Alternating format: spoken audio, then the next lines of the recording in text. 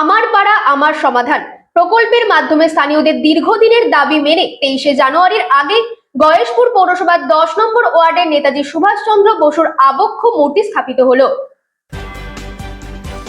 23শে জানুয়ারির আগেই গয়েশপুরে বসল নেতাজির মূর্তি। স্থানীয়দের দাবিতে শিলমোহর আমার পাড়া আমার সমাধান প্রকল্পে 23শে জানুয়ারির আগেই স্থানীয়দের দীর্ঘদিনের দাবিকে সম্মান জানিয়ে গয়েশপুর পৌরসভার 10 নম্বর ওয়ার্ডে স্থাপিত হল ভারতের স্বাধীনতা সংগ্রামের বীর সেনানায়ক নেতাজি সুভাষচন্দ্র বসুর আবক্ষ মূর্তি। এই উদ্যোগ বাস্তবায়িত হয়েছে রাজ্য সরকারের মুখ্যমন্ত্রীর স্বপ্নের প্রকল্প আমার পাড়া আমার সমাধান প্রকল্পের মাধ্যমে। দীর্ঘদিন ধরেই এলাকাবাসীর ইচ্ছে ছিল তাদের পাড়ায় দেশনায়ক নেতাজি সুভাষচন্দ্র বসুর একটি মূর্তি স্থাপন করা হোক। অবশেষে সেই ইচ্ছে পূরণ হওয়ায় খুশির হাওয়া গোটা এলাকায়। 23শে জানুয়ারি নেতাজির জন্মদিনের আগেই মূর্তি স্থাপন হওয়ায় এই আনন্দ আরও কয়েক গুণ বেড়েছে। স্থানীয় বাসিন্দারা জানান, ভারতের স্বাধীনতা আন্দোলনে বাংলার ভূমিকা গোটা বিশ্ব জানে।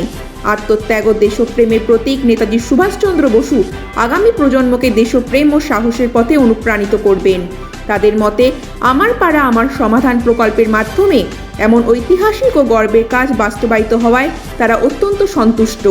নেতাজির আবক্ষ মূর্তি স্থাপনকে ঘিরে গয়েশপুর পৌর এলাকার 10 নম্বর ওয়ার্ডে তৈরি হয়েছে এক আবেগঘন ও উৎসব মুখর পরিবেশ। ব্যুরো রিপোর্ট, রাত-দিন নিউজ নেটওয়ার্ক। বলছি, এই যে আমাদের পাড়া আমাদের সমাধানের এই নেতাজির আবক্ষ মূর্তি, কতটা খুশি আপনারা?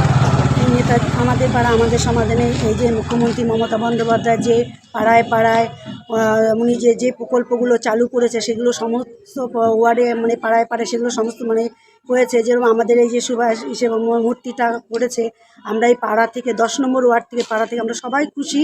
মহিলারা এবং আমাদের যেহেতু পুলিশেরা আছে সমস্ত, এবং মমতা বন্দ্যোপাধ্যায়কে আমরা অসংখ্য ধন্যবাদ জানাই, এবং আমাদের প্রাক্তন কাউন্সিলর বান্টি নন্দীকেও ধন্যবাদ জানাই যে উনি আমাদের পাড়াতে মমতা বন্দ্যোপাধ্যায়ের উদ্যোগে যে প্রকল্পগুলো চালু করছে, উনি সেই প্রকল্পগুলো আমাদের সবার 10-এর মধ্যে ছড়িয়ে দিচ্ছে।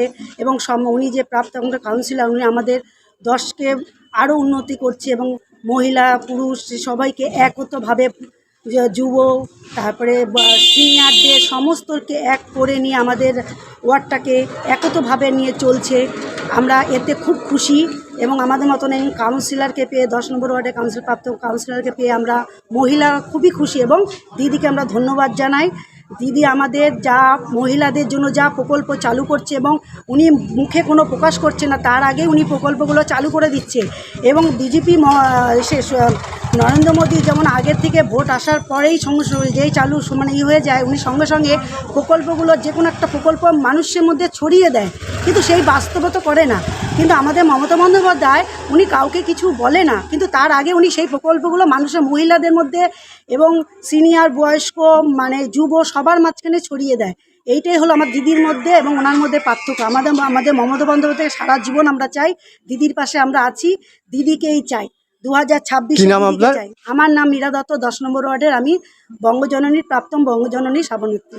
বলছি দিদি, একটা কথা বলবো, সেটা হচ্ছে এই যে আবক্ষ মূর্তিটা যে হয়েছে আপনাদের এই অঞ্চলের মধ্যে, এইখানেই দেখা যাচ্ছে যে নেতাজির আবক্ষ মূর্তি তৈরি হয়েছে, এতে আপনারা কতটা খুশি হয়েছেন? আমরা ভীষণ খুশি, দিদিকে এর জন্য আমরা অসংখ্য আমরা সমস্ত মহিলারা 10 নম্বর ওয়ার্ড থেকে এবং দিদিকে ধন্যবাদ জানাই। এটা কি আমাদের পাড়া আমাদের সমাধান? এটা আমাদের পাড়া আমাদের সমাধান থেকেই হয়েছে।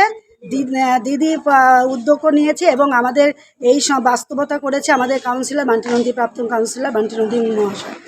তো তাকেও অসংখ্য ধন্যবাদ জানাই যে দাদা তুমি সুস্থ থেকো, আমাদের পাশে থেকো, আমরা সবসময় তোমার পাশে আছি।